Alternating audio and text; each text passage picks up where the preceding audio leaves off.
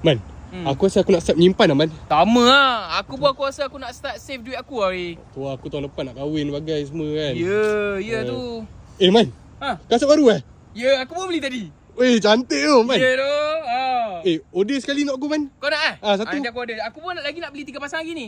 Aku rasa kan, aku kena start makan nasi bujang lah sekarang. Weh, kita makan nasi bujang lah. Telur tu, kongsi 2 dengan aku. Jimat sikit. Ngam. Lemak salai ni, aku macam pernah dengar. Aku pernah dengar. Selalu juga lalu FYP aku. Check dalam lah, mana tahu nasi bujang ada. Ya tak ya gak, jom aku lapar ni. Bagi aku lah, makan kan, makan tak payah berkira sangat tu. Betul, Man, betul. Tapi jimat kena jimat gak, tak boleh berlebihan lah sangat makan ni.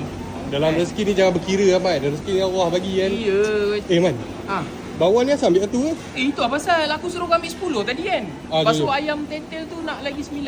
Aku rasa kan, ni last aku makan banyak macam ni. Lepas tu aku dah start berjimat lah. Itulah, Man. Aku pun rasa kita nak kena berjimat lah ni, Man. Tidak bang, abang makan ni bakat dalam serat. Lebih ni bang, abang nak kena kontes.